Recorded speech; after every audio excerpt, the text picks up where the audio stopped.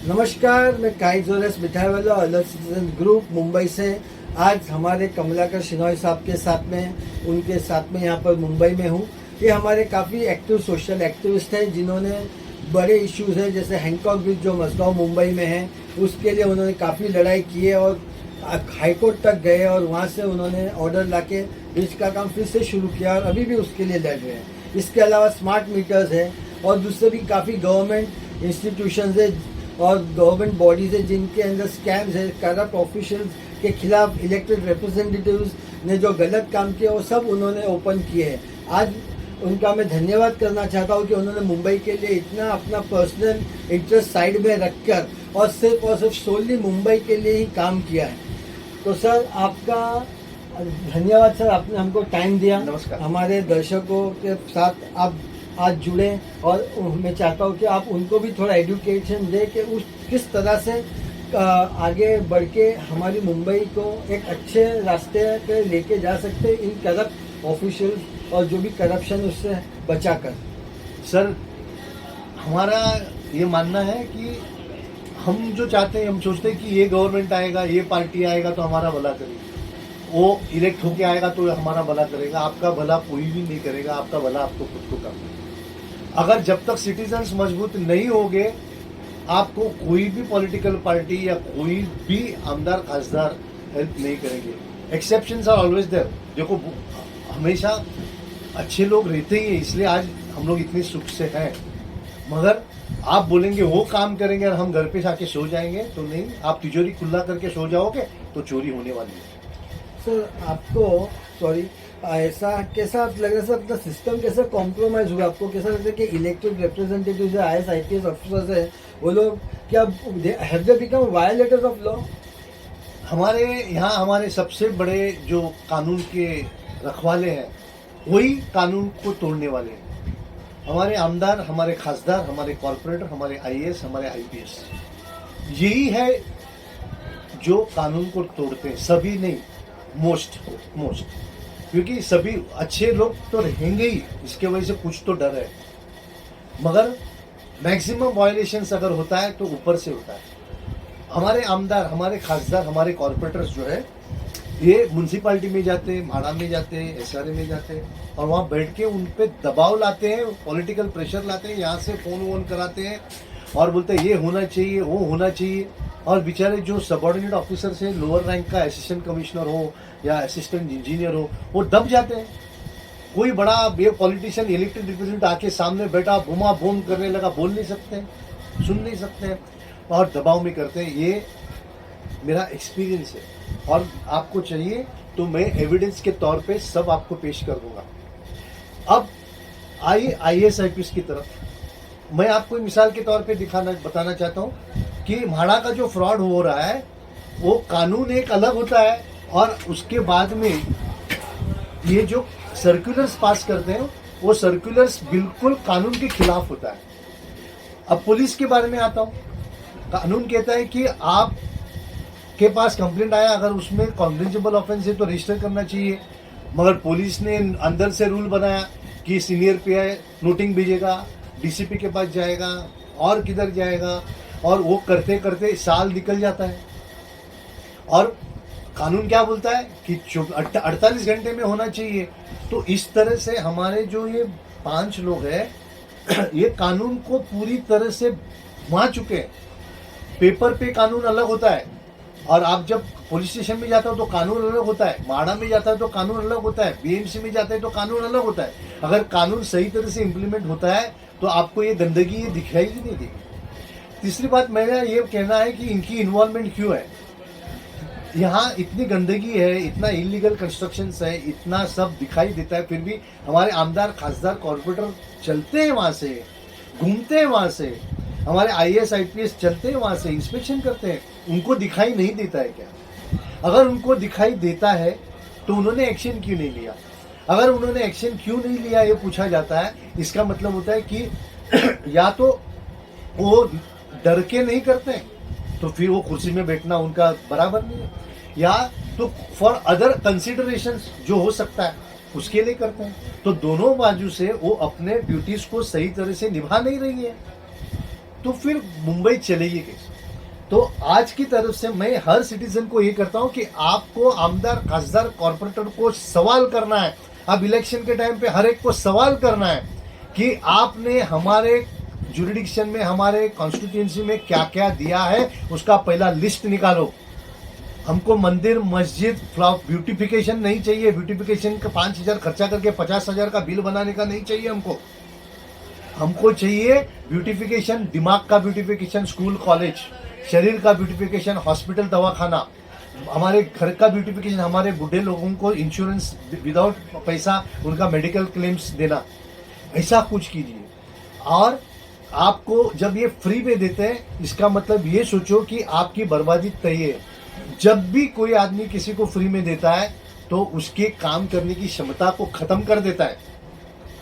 आप अगर थोड़ा भी आपको भूख लगी है और आपको थोड़ा खाना मिल गया तो आप सुस्त हो जाते हो और फिर घर से बाहर नहीं निकलोगे। तो सर आपको लगता है जो लाड़की बहन योजना और जो लाड़का भाव योजना जो लाए हैं हमारे गवर्नमेंट, सीएमओ, हमारे स्टेट गवर्नमेंट ने, उससे आम आदमी जो है वो सुस्त हो जाएगा, उनका पेट नहीं भर सकेंगे? ये उनका हमारे चीफ मिनिस्टर का इरादा तो बहुत अच्छा होगा कि कुछ देना चाहिए, मगर इसका इम्पैक्ट जो है वो 100% नेगेटिव होने वाला है। क्योंकि पहली बात तो ये टैक्स पेयर बोलेंगे हमारा पैसा है, आप फ्री में ऐसा कैसे बांटो। हम 30% टैक्स भरते हैं, हम जीएसटी भरते हैं, ये करते वो करते, हमारे हाथ में पैसा नहीं बचता है और आप हमारा पैसा ऐसे कैसे देते। ये हो गया। दूसरी बात यह है कि आप फ्री में क्यों देना चाहते हो? आप उनको कुछ नौकरी देके पैसा क्यों नहीं देना चाहते हो? आप उनको पार्ट टाइम जॉब दे दो। भाई आप 2 घंटा आओ, 3 घंटा आओ, ये काम करो, आप ले लो 2,000 रुपया। आप फ्री में क्यों देना चाहते हो? ये फ्री में देने का मतलब ये है कि सामने वाले का काम करने का क्षमता को खत्म करना है। आज तक आप देखिए जहां भी फ्री दिया वो बाद में बर्बादी की तरफ गया है। और अब हमारे पे 6 लाख करोड़ का कर्जा है। अब भी स्टेट फाइनेंस कमीशन ने रोड का पैसा देने के लिए बोला कि आपकी पोजीशन क्या है, और फिर आप ऐसे खर्चा करोगे तो डेवलपमेंट कहां से होगा? आपके ब्रिज बनते बनते गिरते हैं। अभी तो आपने देखा है, आज का ही पेपर में है कि मेट्रो ऊपर से जाता है, नीचे से ब्रिज जाता है, 3 फुट का गैप है। क्यों ऐसा होता है? आप एम्प्लॉयमेंट नहीं देते हो, आप सही तरह से इंटेलिजेंट और मेरिट पे एम्प्लॉयमेंट नहीं देते हैं। सर एजुकेशन सिस्टम के बारे में आपका क्या कहना है? आप एजुकेशन सिस्टम को तो पूरी बर्बाद कर चुके हैं। आपने जो किया है वो ब्रिटिशर ने जो चालू रखा है ना कि सामने वाले के दिमाग में नौकरी के सिवाय कुछ नहीं समझना चाहिए। आप सोचिए ब्रिटिश आने के पहले तभी नौकरियां नहीं थी, तभी हर आदमी अपना खुद का कारीगर था। गुरुकुल था जहां उनको सिखाया जाता था, कारपेंटरी सिखाया जाता था, मशीनरी सिखाया जाता था। जबकि वो 15-16 साल पे काम सीख के अपना धंधा करके वो शादी करके बच्चे होके वो 50 साल पे रिटायर होता था। आज तो 40 साल तक उसको मालूम नहीं रहता कि मैं शादी कैसा करूंगा। ये पोजीशन आपने की है क्योंकि आपने, हमारे इलेक्टेड रिप्रेजेंटेटिव्स ने हमको ब्रिटिशर के पॉलिसी तहत हर चीज चालू रखा है। जो ब्रिटिशर हमको कर रहे हैं वैसे आप हमको आज कर रहे हैं। हमारे एजुकेशन सिस्टम में ऐसे सब्जेक्ट्स क्यों रखते हो जो हमारे रोज के जिंदगी में काम नहीं आता है? हमारे रोज की जिंदगी में क्या काम आता है? हमको आरटीआई सिखाओ ताकि कुछ गलत हो तो हम उसको सवाल करें। हमको आईपीसी सीआरपीसी बताओ, सिखाओ स्कूल में, ताकि कोई गलत काम करे तो उसके खिलाफ कैसा आवाज उठाना चाहिए। हमको बीएमसी का लॉ सिखाओ तो कि हम बीएमसी जब में जाके कैसा काम करें, या गांव में होगा तो वहां के लोकल लॉ सिखाओ। वो आप क्यों नहीं पढ़ाते हो? ये पढ़ाना जरूरी है हमको, बाकी सब चीज नहीं। आप स्पोर्ट्स की बात करते हो, स्पोर्ट्स में पीटी का पीरियड हफ्ते में 1 या 2 बार 45 मिनट्स, वो भी क्या करते हैं? ऐसा ऐसा ऐसा ऐसा। आप स्पोर्ट्स फैसिलिटीज क्या दिए हैं? कौन से स्कूल में क्या स्पोर्ट्स फैसिलिटीज है? तो फिर आप ओलंपिक में जीतोगे कैसे? तो आपकी जो एजुकेशन सिस्टम है वो बिल्कुल गलत है। आप ऐसे सब्जेक्ट्स पढ़ाओ जो उनको रोजमर्रा जिंदगी में काम आएंगे, और स्कूल में उनको कारपेंट्री, मशीनरी, ऐसे सब कोर्सेज में, इलेक्ट्रिशियन या रिपेयर कोर्स कैसा करने का, ये सब सिखाओ जो उनको सेल्फ सफिशिएंट करेंगे। और वो नौकरी के बारे में, आज आपके पास हमको जॉब दो, हमको जॉब दो, हमको भीख मांगना पड़ता है। क्यों? क्योंकि आपने एजुकेशन सिस्टम ऐसा बनाया कि आदमी को दिमाग, आप कहीं भी कोई भी घर में अच्छा नौकरी करने का, अरे क्यों नौकरी करने का? क्यों धंधा नहीं कर सकते हो क्या? एंटरप्रेन्योरशिप के बारे में, एंटरप्रेन्योरशिप को आपने खत्म कर दिया है। क्यों? क्योंकि आपके एजुकेशन सिस्टम गलत है। इसलिए इसको भी बदली कीजिए और ये सब्जेक्ट्स को लाइए, और स्कूल में 8वीं से उनको स्पेशलाइज एक कोर्स दीजिए जहाँ जो उनके लाइकिंग के हिसाब से उनको कोर्स करती है। स्मॉल बिजनेसेस, जो मध्यम वर्गीय व्यापारी लोग हैं, वो लोग आजकल काफी इश्यूज फेस करते हैं। आपके हिसाब से क्या सर, करें? आपका जो पॉलिसीज है, विद ड्यू रिस्पेक्ट, मैं आपको हाथ जोड़ के विद ड्यू रिस्पेक्ट बात कर रहा हूँ, ऐसा मैं आपकी गलती नहीं निकाल रहा हूँ, मगर मैं लोगों का कहना आपके सामने लाना चाहता हूँ। हम दुनिया भर के लाइसेंस देते हैं भाई। आपने, मेरे पिताजी ने तो खाली इनकम टैक्स भरा और एक आधा मेडिकल लाइसेंस था, MOH लाइसेंस था। आप हमको अभी GST, PF, ESI, fire, labour, FSSI, income tax, pollution, अरे ये सब हमारे बाप दादे भी धंधे करते थे भी, किधर ऐसा कुछ इतना झमेला नहीं था। आप उसको सिंप्लीफाई करो ना भाई, एक ही टैक्स ले लो ना हमारे से। आप दुनिया भर के, ये हम फायर ब्रिगेड आएंगे, बोला ये कंप्लेंट्स किया क्या, और कोई FSS आएंगे, हम कारकुन हैं क्या कि हम हर जगह के रजिस्टर रखेंगे? सर, ये सब मल्टीनेशनल्स को बेनिफिट करते हैं। ये सब आप ऐसा लोगों का मानना है कि आप हमको परेशान करके हमको धंधा बंद करने के लिए ये कोशिश की जाती है, ताकि मल्टीनेशनल कंपनीज ये हमारे जो छोटे छोटे धंधे वो टेक ओवर करे। ये क्लियर कट मुझे भी ऐसा लगता है कि आप हमको इतने परेशान कर रहे हो बिजनेस करने के लिए। आप हमारे से लाइसेंस लेते हो, हमारे से आप लाइसेंस बिजनेस के लिए लेते हो, आप हमारे सामने टपरी लगा देते हो, इलीगल स्टॉल्स लगा देते हो। इलीगल स्टॉल्स, वो अपना वो फुकट में हमारे साथ हम करोड़ों का इन्वेस्टमेंट करके 50 लोगों को नौकरी देके हम हमारा बिजनेस करें, या वो अकेला हमारे साथ कॉम्पीट करेगा तो हम बिजनेस कैसा करेंगे? आप हमारा बोर्ड का लाइसेंस का पैसा लेते हैं क्योंकि हमारा बोर्ड दिखता है, तो वहां आप बैनर्स पोस्टर्स लगाने देते हो, क्यों भाई? तो फिर हमारा दुश्मन कौन है? हमारा दुश्मन जो है वो कॉम्पिटेंट अथॉरिटी है, जो लीगल बिजनेस को फ्लरिश करने नहीं देती है और उसमें हर जगह उनको प्रॉब्लम क्रिएट करती है। और सर, ये क्या आपको लगता है नेक्सस है पब्लिक सर्वेंट्स, इलेक्टेड रिप्रेजेंटेटिव्स के बीच में? जो ये क्लियर कट नेक्सस है, ये क्लियर, नहीं तो हमारे आमदार खासदार आवाज क्यों नहीं उठाते हैं? ये क्यों नहीं? बाकी जगह सब जगह आवाज उठाते हैं, ये सब चीज पे आवाज क्यों नहीं उठाते हैं? ये जो लीगल बिजनेसमैन है उसके लिए आवाज क्यों नहीं उठाते हैं? ये पॉलिसी मैटर पे आवाज क्यों नहीं उठाते हैं? आप देखिए, कोई उठाए कि भाई यहाँ दुकान के सामने जो पोस्टर्स बैनर्स लगते हैं वो नहीं लगने चाहिए, कुछ ने बोला है? वो खुद के पोस्टर्स बैनर्स लगाते हैं। और स्टॉल्स तो अपने आमदार खासदार कॉर्पोरेटर्स के चमचे लोगों को मिलता है, ताकि वो उनके पास ईमानदारी रहे। सर, ये जो आजकल नए वैन्स लगे हैं हर जगह पर, जिसके अंदर फूड के किचन बने हुए हैं, कोई भजिया बेच रहा है, कुछ फूड ट्रक्स का जो है उसका परमिशन नहीं है, ऐसा मुझे हर वार्ड ने लिख के दिया है, और उनके खिलाफ इमीडिएट एक्शन होना चाहिए, ऐसे भी उन्होंने मुझे लिख के दिया है। ये मैंने एडिशनल म्युनिसिपल कमिश्नर सिटी जो अभी जोशी मैडम है उनको दिया है, अभी तक उन्होंने कोई कार्रवाई नहीं की है। RTI डाला है तो RTI की कार्रवाई नहीं की। तो इस तरह से हमारे IAS और IPS अगर काम करेंगे तो हम कहाँ जाएंगे? तो सर, इन लोग की अकाउंटेबिलिटी क्या है sir? Elected representatives, IAS, IPS अभी बोले तो हु इज अकाउंटेबल? वो लोग को अकाउंटेबल कैसा किया जाए? सर, हर IAS, IPS और जिसके पास कैबिन से, उनके कैबिन के बाहर बोर्ड लगना चाहिए, और उस बोर्ड में ये क्लियर कट मालूम देना चाहिए कि भाई वो उनकी ड्यूटीज क्या है, उनकी रिस्पॉन्सिबिलिटीज क्या है, और अगर वो ड्यूटीज और रिस्पॉन्सिबिलिटीज को सही तरह से नहीं करते थे उनके ऊपर कौन से कलम के तहत एक्शन होना चाहिए, उनके वरिष्ठ 3 अधिकारी कौन है, उनके खिलाफ अगर कंप्लेंट करना है तो कौन से अधिकारी है, उनके सैंक्शन टू प्रोसिक्यूट, कोर्ट में जाने के पहले सैंक्शन टू प्रोसिक्यूट का लेना पड़ता है परमिशन, तो उसके अधिकारी कौन है, और वो पब्लिक को विदाउट प्रायर अपॉइंटमेंट्स कभी मिलते हैं, ये सब चीज का बोर्ड लगना चाहिए एज पर regulation 10 of delay in discharge of duty act.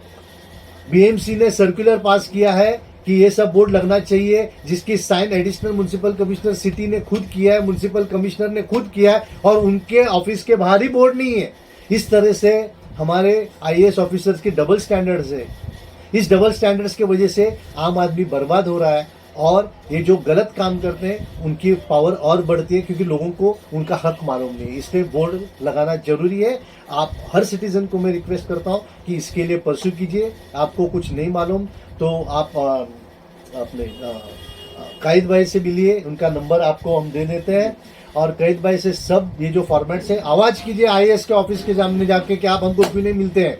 हर सोमवार, हर शुक्रवार को 7/1/2000 का BMC का सर्कुलर है कि वो हर सोमवार शुक्रवार 3 से 5 विदाउट प्रायर अपॉइंटमेंट्स आप मिलना उनका फर्ज है। आप जाके बैठिए, उनको पूछिए, और नहीं तो वहाँ के वहाँ फेसबुक पे लाइव वीडियो कीजिए कि ये आदमी मिलता नहीं है और आपसे क्या मीटिंग हुई है वो लाइव कीजिए, और वापस अगले हफ्ते में वो काम हुआ कि नहीं उसे कंफर्म कीजिए। इस तरह से आपको प्रेशर क्रिएट करना पड़ेगा, और जागरूक नागरिक ही इस देश को सुधार सकता है, ना कोई पॉलिटिकल पार्टी या ना कोई पॉलिटिशियन। सर और एक सवाल कि आपके जो बीएसटी बीएमसी जो आपको फ्यूचर का उनका फ्यूचर का वर्किंग नहीं कैसा फंक्शनिंग आपको लग रहा है कि किस तरह से होगा, गवर्नमेंट जॉब्स का फ्यूचर क्या है सर? जिस तरह से आज काम चल रहा है, बीएमसी जो है अगले 2 साल में बंद होने वाली है, बीएसटी अगले साल में बंद होने वाली है। इसलिए मैं कह रहा हूं कि बीएसटी पे 9,200 करोड़ का कर्जा है और हमारी गवर्नमेंट उसको हेल्प नहीं कर रही है। जहां तक बाहर सभी जगह ट्रांसपोर्टेशन का सपोर्ट देती है गवर्नमेंट, और यहाँ बोलती है कि बीएमसी को देने बोलती है। ये कौन सा तरीका है कि ऐसा करने का?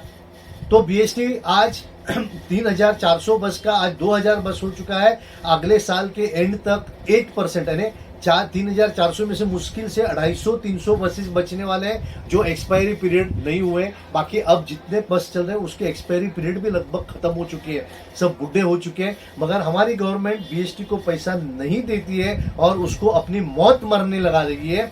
इसीलिए इस माध्यम से मैं गवर्नमेंट से विनती करता हूं कि बीएसटी को बचाइए, इसको कोई प्राइवेट कंपनी के पास मत दीजिए, क्योंकि ये essential commodity, electricity, transport, water, garbage, ये एसेंशियल कमोडिटी है और ये सर्विस है जिसके लिए बीएमसी पैदा हुई है। और आप अभी जिस कारण बीएमसी पैदा हुए वो काम छोड़ के आप उसको प्राइवेटाइजेशन करना चाहते हो, जो कि एसेंशियल आइटम है, और जो प्राइवेट देगा वो लूटने की ही कोशिश करेगा, वो सर्विस ओरिएंटेड नहीं रहेगा जो बीएमसी।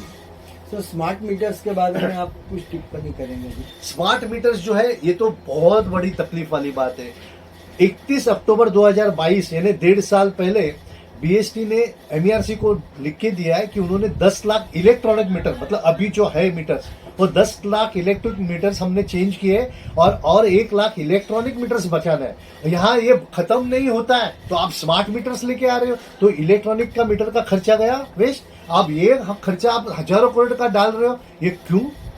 किसको बचाने के लिए? और आप ये झूठ बोल हो कि आप पे ये कर्जा नहीं पड़ेगा।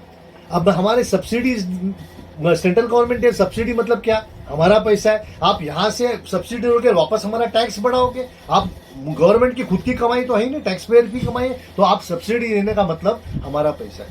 और उसके बाद में ये जो स्मार्ट मीटर है उसमें आप एमईआरसी में जाओगे और बोलेगे हमारा खर्चा हो गया इलेक्ट्रिक मीटर पे इतना, मेंटेनेंस पे इतना, ये क्यों? और सबसे गंदी बात यह है कि बीएसटी ने हमसे धोखा किया है कि हमारे माननीय देवेंद्र फडणवीस ने कहा है कि ये छोटे दुकानदार और घर के लिए नहीं है, ये सिर्फ फीडर्स, ट्रांसफार्मर्स और गवर्नमेंट पब्लिक ऑफिसेस के लिए या बड़े ये 2,000, 5,000, 10,000 के दुकानों के लिए या घर के लिए नहीं है। फिर भी बीएसटी ने ये गलत काम किया है और इसकी जवाब देवेंद्र फडणवीस जी ने उनको पूछना चाहिए और हम सिटीजन्स ने उनको पूछना चाहिए कि देवेंद्र फडणवीस जी ने अगर ये कहा है तो आप क्यों ये कर रहे हो? ये इसमें आपका क्या पर्सनल इंटरेस्ट है? और इनके जेल में डालिए, इनके खिलाफ पुलिस कंप्लेंट कीजिए। ये क्रिमिनल ऑफेंस है, ये चोरी का ऑफेंस होता है, ट्रेसपासिंग का ऑफेंस होता है, चीटिंग का ऑफेंस होता है। आप जरूर पुलिस स्टेशन में जाइए, आप कैद साहब से उनका नंबर लीजिए, हम देते हैं, और उनसे आप फॉर्मेट लेके कोई भी पुलिस स्टेशन में जाके कंप्लेंट कीजिए। कंप्लेंट अगर वो आप ईमेल में कीजिए और बाद में पर्सनली जाइए। अगर पुलिस स्टेशन नहीं लेता है तो वहीं के वहीं वीडियो निकालिए। वीडियो निकालना आपका हक है, कोर्ट ने भी बताया है और पुलिस का वीडियोस है कि आप कहीं भी जाके वीडियो निकाल सकते हो। अगर वो वीडियो निकालने नहीं देता है तो 100 नंबर को पुलिस स्टेशन से ही फोन कीजिए, वहां से पुलिस बुलाइए और बोलिए कि इनके ऊपर एफआईआर होना चाहिए कि ये हमको हमारा हक देना चाहिए। तो वीडियो रिकॉर्डिंग आपका हक है। आप कोई भी आमदार, खासदार, कॉर्पोरेटर, आईएएस, आईपीएस का वीडियो रिकॉर्डिंग कर सकते हैं। पुलिस आपके ऊपर एफआईआर नहीं कर सकती, पुलिस आपको अरेस्ट नहीं कर सकती है, ये ध्यान में रखिए। मगर वीडियो निकालने के टाइम पे वो आप अगर उनके ऑफिशियल ड्यूटी के बारे में कीजिए। कोई भी लड़की या कोई औरत का अगर आप वीडियो निकालते हैं तो संभाल के उनके ऊपर कॉन्सेंट्रेट मत कीजिए, उनके काम पे कॉन्सेंट्रेट कीजिए।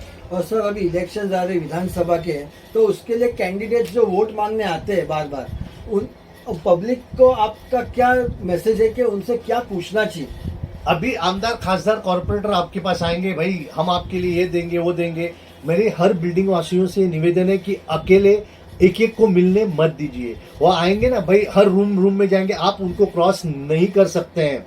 आप बिल्डिंग में ये तय कीजिए कि हम सोसाइटी के हॉल में आएंगे या जमीन पे आएंगे या टेरेस में जाएंगे, और हम सब उनको सवाल करेंगे एक साथ रह के, और सवाल करेंगे कि आपने हमारे एरिया में कितने स्कूल खोले, आपने एरिया में कितने कॉलेजेस खोले, हॉस्पिटल्स खोले, दवाखाना खोले हैं, हमारे रास्ते के एनक्रोचमेंट्स कितने निकाले, हमारे वाटर सिस्टम का क्या पोजीशन है, हमारे सीवरेज पोजीशन का क्या सिस्टम है, हमारा बुजुर्गों के लिए आपने फ्री मेडिकल का क्यों किया। हम 60 साल नौकरी करके टैक्स भरने के बाद आप हमारे मेडिक्लेम के इंश्योरेंस भी बढ़ा देते हो।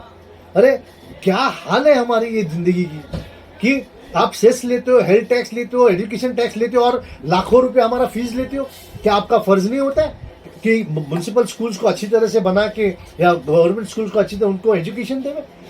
और ये कानून दूसरा होना चाहिए कि हर आमदार, हर खासदार, हर कॉर्पोरेटर उनके बच्चों को खाली म्युनिसिपैलिटी स्कूल में ही पढ़ाएंगे। हर आमदार खासदार सिर्फ गवर्नमेंट हॉस्पिटल या म्युनिसिपैलिटी हॉस्पिटल में वहां जो डॉक्टर से उन्हीं से ऑपरेशन कराएंगे। उनको अमेरिका जाके, रशिया जाके, 5 स्टार मल्टीनेशनल कंपनीज के हॉस्पिटल में जाके नहीं देंगे। जिस दिन ये हो जाएगा, और उनकी कार, आमदार खासदार कॉर्पोरेटर की कार बंद करो और उनको भी ट्रेन में जाने दो, बस में जाने दो, उनको पता होने दो। अगर पब्लिक मालिक को तकलीफ होती है तो सर्वेंट ऐशो आराम से कैसा गाड़ी में घूम सकता है, उसको भी तकलीफ होनी चाहिए। जिस दिन उनको ये तकलीफ होगी तब ये पब्लिक सिस्टम बदली होगा। जब उनके बच्चे म्युनिसिपैलिटी स्कूल में जाएंगे तब ये म्युनिसिपैलिटी का स्कूल अच्छा होगा। जब ये बस ट्रेन में जाएंगे तब बस ट्रेन का सर्विस अच्छा होगा। नहीं तो ये बस में 40 लाख की गाड़ी में घूमेंगे, 50 लाख की गाड़ी में घूमेंगे एसी में, और आप ट्रेन में धक्का खाते रहोगे। तो ये सवाल आपको पूछना है कि आपको गाड़ी क्यों चाहिए, आप भी ट्रेन में क्यों नहीं जाते हमारे जैसे। ये सवाल करो। आपके बच्चे मल्टीनेशनल स्कूल में क्यों जाते हैं, आपके बच्चे को म्युनिसिपैलिटी स्कूल में आपने क्यों नहीं डाला है। ये सवाल जिस दिन करोगे उसी दिन मुंबई अच्छी हो जाएगी, नहीं तो मुंबई की बर्बादी तय है। तो आप लोगों को उम्मीद करता हूं कि आप लोगों को अभी और अच्छा सा इन्फॉर्मेशन मिला हो, और ये जानकारी के ज़रिए आप आगे अपनी हक की लड़ाई करप्शन के खिलाफ लड़ पाएंगे, और आने वाले इलेक्शंसों में जो भी रिप्रेजेंटेटिव आएंगे उनको सही सवाल करेंगे, और आपका हक आप छाती ठोक के अपनी मांग सकेंगे। और एक बात रही है कि पब्लिक सर्वेंट के पास बाइज्जत का बात करना है, उनको हाड़ तोड़ करके बात नहीं करना है, उनको इज्जत देना है, मगर लॉ पॉइंट पे उनसे लड़ना है। उनसे लड़ना कानूनी तौर से लड़ना है, उनके ऊपर पर्सनल अटैक्स नहीं करना है, क्योंकि वो भी इंसान है। उनके ऊपर कोई एकदम खतरनाक बॉसेस रहते हैं जो गलत काम करने जबरदस्ती लगा देते, तो उनको सपोर्ट करो, उनको पूछो उनको क्या तकलीफ है, और वो जो गलत काम करने वाला सीनियर है उनको जाके हम लड़ेंगे। जय हिंद। तो इस तरह से हम हमारे जो ऑनेस्ट IAS IPS ऑफिसर्स हैं, इलेक्टेड रिप्रेजेंटेटिव्स हैं, उनकी मदद कर सकते हैं करप्शन के खिलाफ लड़ने के लिए। और लेकिन कायदे के कानून में दायरे में रह के, कायदा कानून के हमको ये काम करना है। तो आप सभी को 15 अगस्त के दिन हैप्पी इंडिपेंडेंस डे विश करते हुए व्हाट्सएप पे आप जुड़ सकते हैं 7738144347, alert citizen group Mumbai, Facebook, वापस बात बहुत फास्ट। ओके, व्हाट्सएप पे 7738144347 कॉन्टैक्ट नंबर है। व्हाट्सएप पे आप जुड़ सकते हैं अलर्ट सिटीजन ग्रुप मुंबई से, और फेसबुक पे जुहैर ZUHAIR QZ, इंस्टा पे QZOHER। आप जुड़े रहिए, देखते रहिए। कुछ भी हमारे लायक काम हो तो हमें कांटेक्ट कीजिए, हम आपकी सेवा के लिए हाजिर हैं, और आपकी कुछ भी परेशानी है तो हम बैठे हैं आपको हेल्प करेंगे। जय हिंद, जय महाराष्ट्र।